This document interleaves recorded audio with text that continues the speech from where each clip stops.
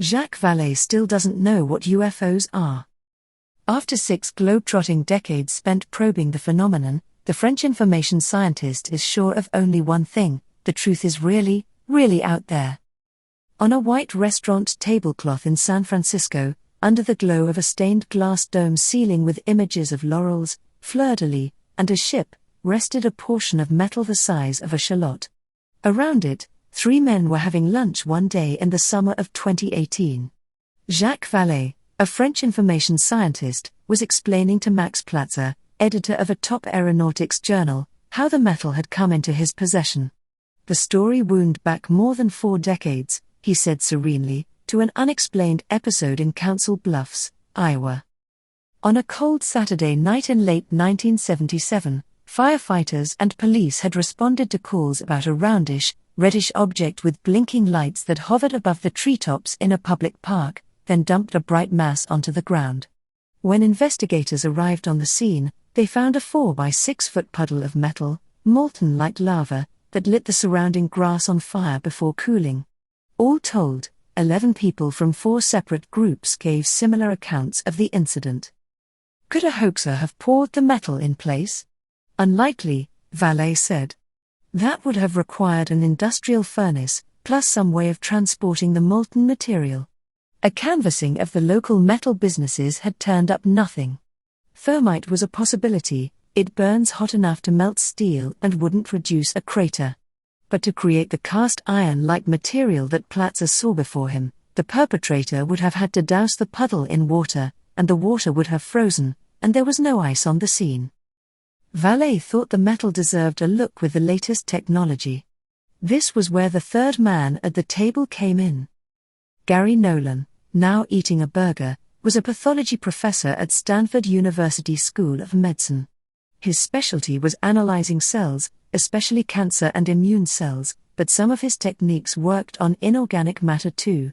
His equipment could, for instance, parse a metal sample at the atomic level, telling you not only which elements it contained but also which variants, or isotopes, of those elements, and where inside the sample they occurred. This, in turn, could offer clues as to where the material was manufactured, on Earth, elsewhere, and possibly even its purpose. A piece of this puddle was now sitting a few inches from Platzer's plate. The mystery, Vallée said, was where the material had come from originally. Metallurgical analyses at the time showed that it consisted mostly of iron, with traces of carbon, titanium, and other elements, basically, steel alloys scrambled to what looked like cast iron. It couldn't be satellite debris or equipment falling from a plane, Vallée pointed out. Those wouldn't have gotten hot enough to melt, and they would have cratered the ground. Nor, for the same reasons, could it be a meteorite. And there wasn't enough nickel for a meteorite anyway. Platzer was not the sort you'd expect to attend a lunch about UFOs. He made his bones working on the Saturn V rocket, the launch vehicle that conveyed humans to the moon, and he taught for 3 decades at the Naval Postgraduate School. But he had made inquiries into these 2 men. Nolan's reputation was impeccable, he told me later, and Vallée's was outstanding. Vallée, who is 82 now, has celestite eyes, a strong nose, and a head of sterling hair that seems to riff on tinfoil hats. Beneath the rare hair is a rarer mind. His recollections from a 6-decade career as a scientist and technologist include helping NASA map Mars, creating the first electronic database for heart transplant patients, working on ARPANET, the Internet's ancestor, developing networking software that was adopted by the British Library, the US National Security Agency, and 72 nuclear power plants around the world, and guiding more than $100 million in high-tech investment as a venture capitalist. Contacts from Vallée's long-term Rolodex praise his seriousness: Federico Fagin, inventor of Intel's first commercial microprocessor, and no BS level-headedness, Paul Sappho, tech forecaster. They emphasize that he keeps balance, Ian Sobieski, chair of the investment group Band of Angels, and is not a showboat, au contraire. Paul Gomery, executive headhunter, they assure you that he is very careful, Peter Sturrock, plasma physicist, and wants concreteness, Vint Cerf, Internet Hall of Famer and Google VP. Yet beneath that sober exterior, they may also say, beats the heart of a poet, Sappho again. Vallée has written 12 books on what he and others call the phenomenon, the range of surreal experiences that include UFO encounters. He considers the work a hobby and shrinks from the pseudo-archaeologists, credentialed grifters, and conspiracy brothers who tend to populate the field. There are beaucoup de bozos in this clown car, and Vallée is a cautious driver. As he sees it, the phenomenon represents both a scientific and a social frontier. When you study it, you must harness numbers, databases, pattern hunting algorithms, but you must also have an ethnographic streak, an interest in how culture molds understanding. You have to endeavor, in other words, to weigh both hard and soft data, despite the modern scenario where the physics department is at one end of the campus and the psychology department at the other end. Vallée's papers, entrusted to Rice University, will ultimately include files on some 500 anomalous events that he has personally investigated, from the abduction of Betty and Barney Hill on US Route 3 to a landing that paralyzed a farmer in a Provençal lavender crop. Yet he likes to joke that he is the only ufologist who does not know what UFOs are. He doubts that they are interstellar SUVs, would be disappointed if they were. The truth, he believes, is almost surely freakier than that, more baffling, and more revealing of the nature of the universe. This is why, long ago, when Steven Spielberg consulted him for Close Encounters of the Third Kind, Vallée pushed against the final scene, in which the aliens emerge from their spaceship. Too prescriptive, he thought. Spielberg memorialized Vallée as the film's French scientist character, played by François Truffaut, but he went with the meet and greet ending. It appears to have been what the public wanted. Close Encounters beat out Star Wars at the box office just days after the Council Bluffs incident. Platzer considered himself neutral on the subject of UFOs. One has to be very careful in saying that certain things are impossible, because they became possible, he told me. Think of, the airplane. Reputable science journals like his had always avoided the subject, in a tacit, shared embargo that extends to subjects like the flat earth doctrine. But Platzer felt that solid experimentation was in order. He agreed to publish Nolan and Vallée's research if it passed peer review. It's time, he said. Vallée's arrival on Earth, in 1939, coincided with a flash, Nazi bombs falling on the suburbs of Paris. His mother was a space exploration enthusiast. His father was a criminal court judge, used to human testimony in all its colors. Vallée was never bored as a child. He collected telescopes and gazed at the Moon and Jupiter. In 1954, during a 3-month wave of flying saucer sightings in France and Italy, he clipped all the stories with witness interviews and pasted them into a notebook for rereading. The following spring, when Vallée was 15 years old, he met the phenomenon on a clear, windless Sunday. He was up in the attic helping his dad with some woodworking while his mom was gardening outside. She screamed. He raced downstairs. He saw a grey disc silently parked above the town's Gothic cathedral. Vallée's best friend watched it from higher ground through binoculars. We were the perfect little nerds. He told me. I got him to draw it. It was the same thing. Vallée's dad was sure the boys and his wife had seen a military prototype, an explanation his son almost swallowed. Perfect little French nerds weren't, of course, the only types applying themselves to the UFO question in the 50s. In the US, the Air Force had set up a public study called Project Blue Book. In Switzerland, the psychiatrist Carl Jung was finding himself puzzled to death by flying saucers. In his book on the subject, he likened UFOs to a technological angel or a physicist's miracle. They were shaped like mandalas, he wrote, and seemed to have a similar effect on our psyche, a symbol of wholeness that appears in situations of psychic confusion and perplexity. Vallée went to the Sorbonne to study math. One day, in a Paris department store, he picked up a book called Mystérieux Objets Célestes, by the philosopher Aimé Michel. In ufology at the time, the vogue was for non-fiction that borrowed from pulp's plots about civilizations on Venus and Mars. Against it, Célestes put forward the field's first testable hypothesis. According to Michel, if you charted all those 1954 sightings on a map, you'd find that they made straight lines crisscrossing the country. He called the pattern orthotony. Vallée, thrilled to see a proper theory, sent the author a letter. The teenager questioned whether humans could communicate with these hidden intelligences, which Michel had termed X. In his reply, Michel said that he did not have much hope of that. He reminded Vallée that witnesses had seen craft appear out of thin air and shapeshift in split seconds. How could one make sense of visions like that? Don't be fooled by the idea of getting to the bottom of things, he urged. That's only a mirage. Vallée should instead cultivate his mind as if it were a flower, though he should also remember that the poppy is a flower and not get lost in any intoxicating notions. The advice landed. Vallée began writing a novel called Le Subespace, about a team of scientists who flee a world war on Earth, get set up in a lab on the dark side of the moon, and build a machine that allows them to explore alternate realities while dodging hallucinatory traps. He published the book under a pseudonym and, under his own name, worked toward a master's in astrophysics. And he married Janine Saley, a like-minded soul who had trained to be a child psychologist but later switched to IT. She had moved into the student housing next to his, and through the thin wall they realized that they loved the same records. The year Vallée graduated, Le Subespace won the Jules Verne Prize. Despite the honor, awarded at the Eiffel Tower, he kept his sci-fi interests semi-secret. He worked as an astronomer for the French government, based out of a chateau-turned observatory near the capital, where a whining IBM 650 computed the orbits of satellites out in stables once used by the king's mistress. Then, in 1962, Vallée took another astronomy job, this time in Austin, Texas.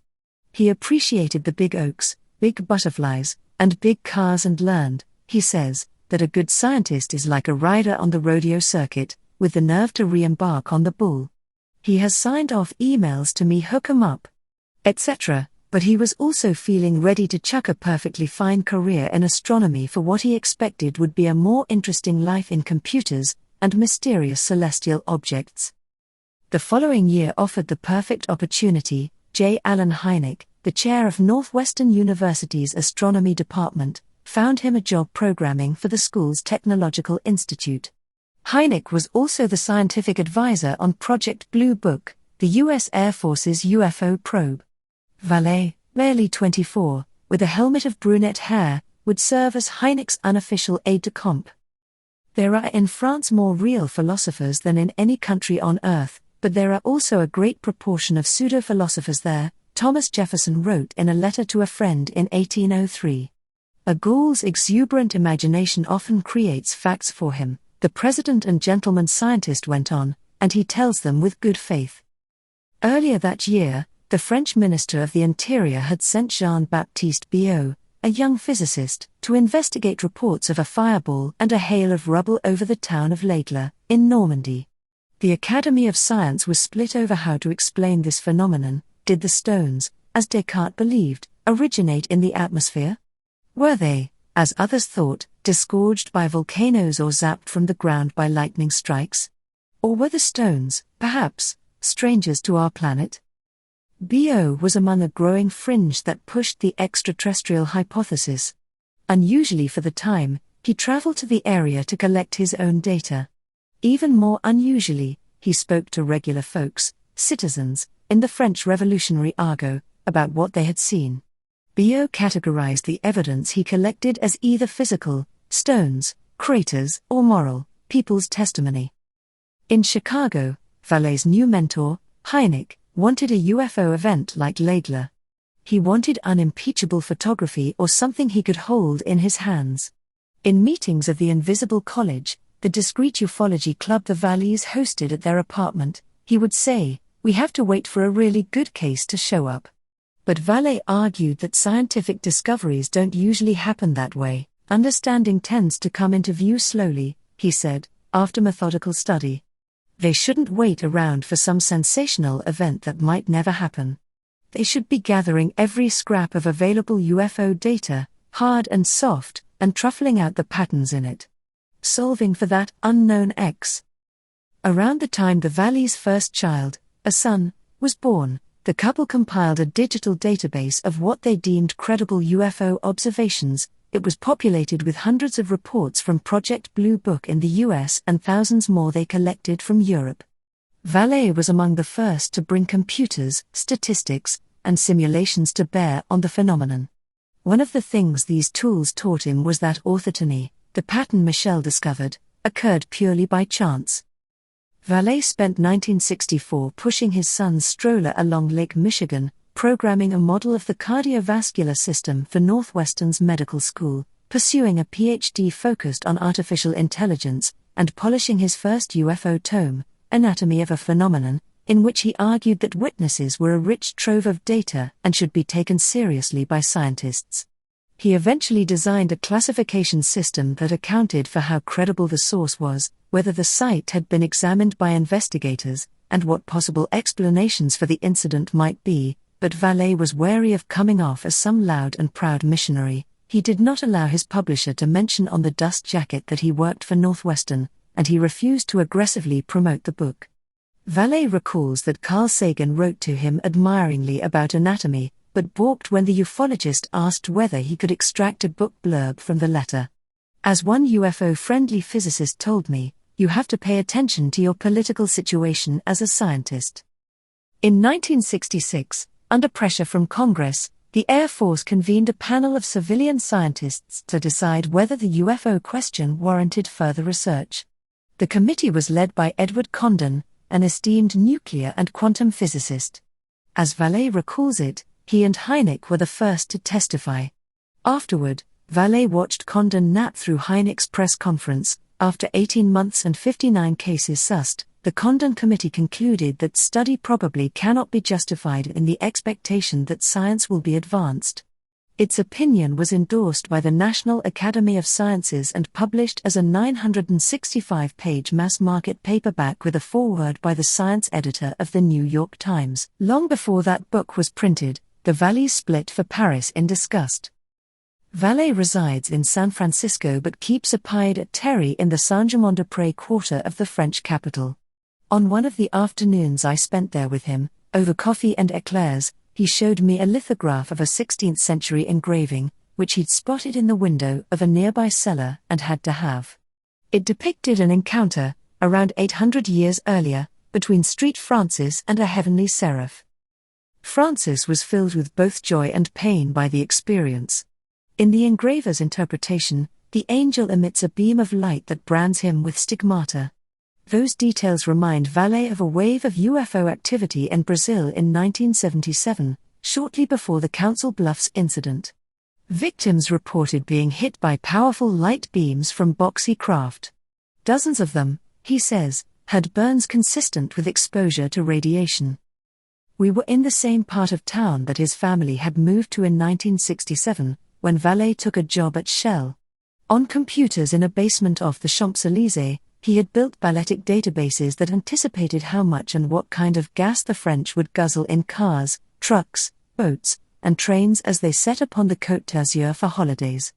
That spring, as civil unrest swept France and much of the population went on a general strike, his second child, a daughter, was born. There was chaos and clarity. The Condon report had exposed how the UFO question tended to alternate between two poles. Either you believed that these phenomena were mirages created by bizarre natural events or tricks of human perception, ball lightning, weather balloons, or you believed that UFOs were nuts and bolts ships piloted by extraterrestrial starfarers. Vallée found himself in neither camp. His Jung-accented sense of the phenomenon told him it was more than nuts and bolts.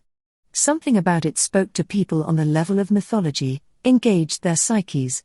Reports of sixth sense experiences, like clairvoyance, were the norm. He hoped that science would eventually begin to explain all this, would explain what kind of technology, from what place, could generate such physical, mental, even spiritual effects.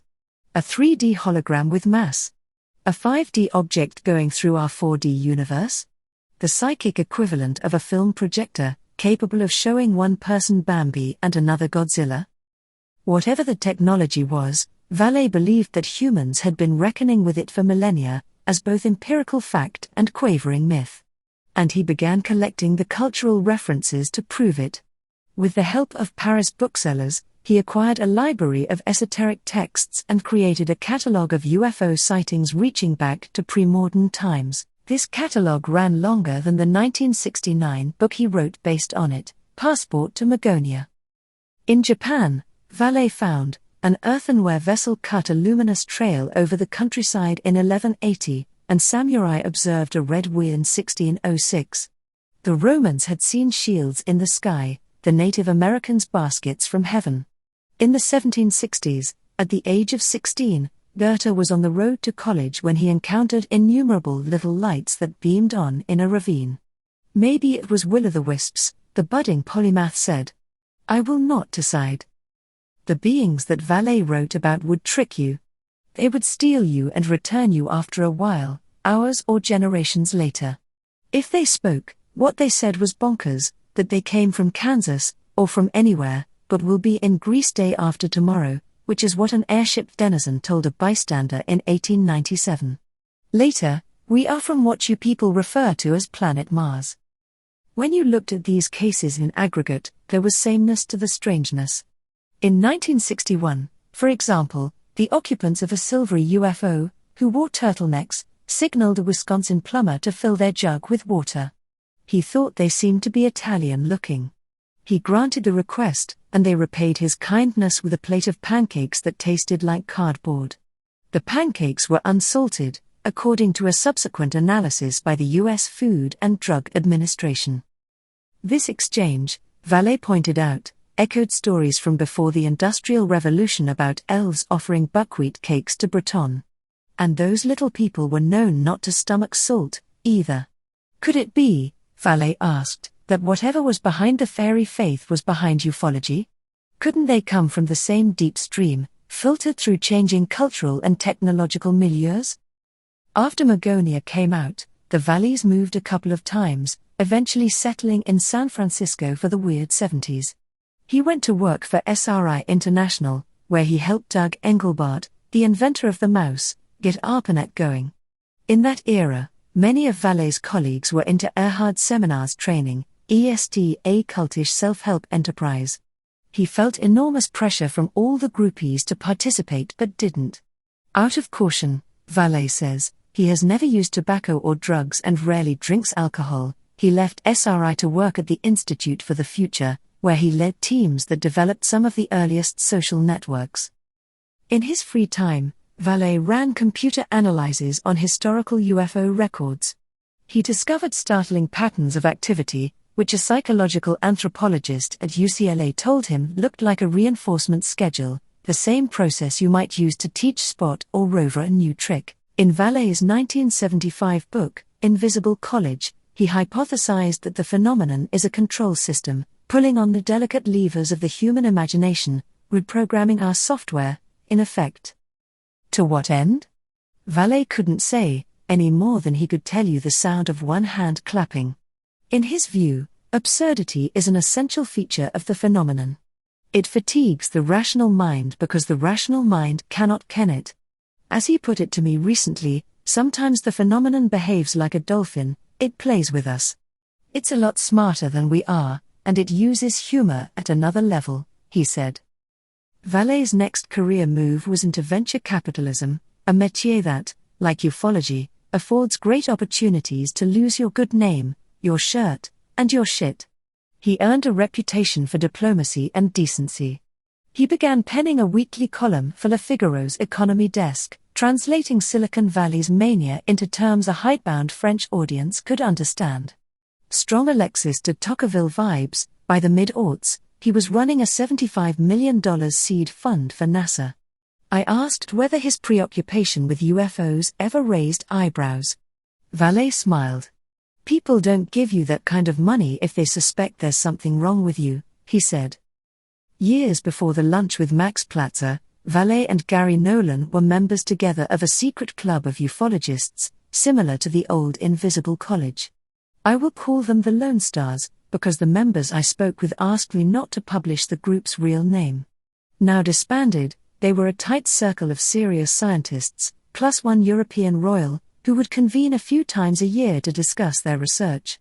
According to Nolan, Former Lone Stars are one step away from all the big UFO news of the past several years: the aerial sightings by Navy pilots, the inconclusive Pentagon report that made the front page of the Times as US concedes it can't identify flying objects. Nolan showed me his certificate of induction into the group, a piece of Vallée drollery embossed with big-eyed bald-headed aliens. Where Vallée reacts to most criticism with Lassie and keeps his head down, Nolan is disputatious. He came out as gay at the age of 20, at the start of the AIDS epidemic, and does not suffer closets. I had one of the heads of the National Cancer Institute, at a bar at a conference, come up to me and say, "Gary, you know you're going to ruin your career with this stuff," Nolan told me. And I just went after him. I said, "What scientist takes something off the table?"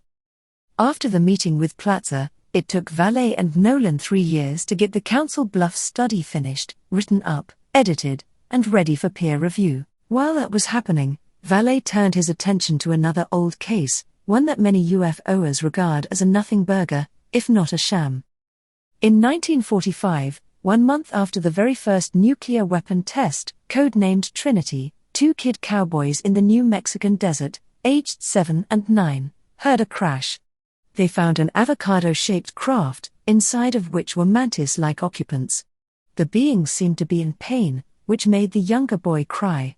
The 2 witnesses went decades without speaking of what went down. One metal artifact, still under analysis, remains from the site. Last year, Vallée self-published a book about the case, co-authored with Paola Harris, an Italian ufological journalist who once taught at the American Overseas School of Rome and currently teaches at a Hawaii-based non-profit that supports alien contactees, government whistleblowers, and the cause of galactic diplomacy. His decision to partner with her rankled the UFO community. Why, some asked, would this no-nonsense Scully saddle up with a woo-woo Mulder?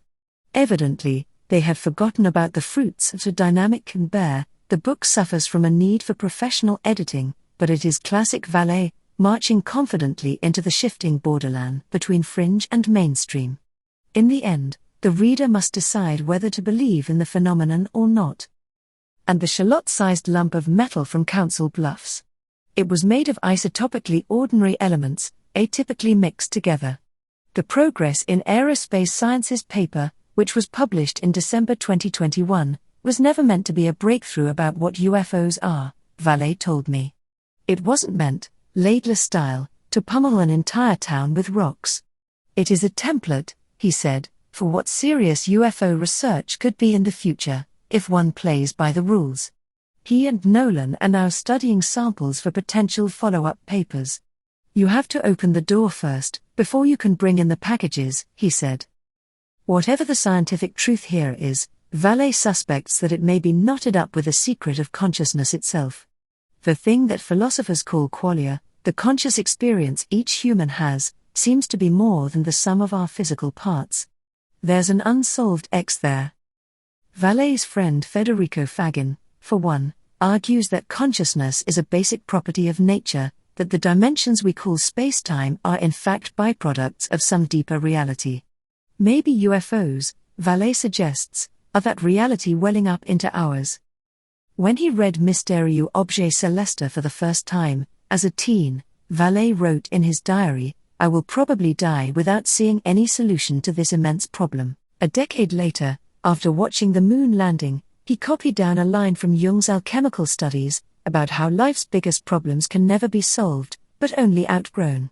It's still a long way to a place like the Museum of the Laidler meteorite in Normandy, where dark fragments of a proven reality rest, like truffles, under a glass dome.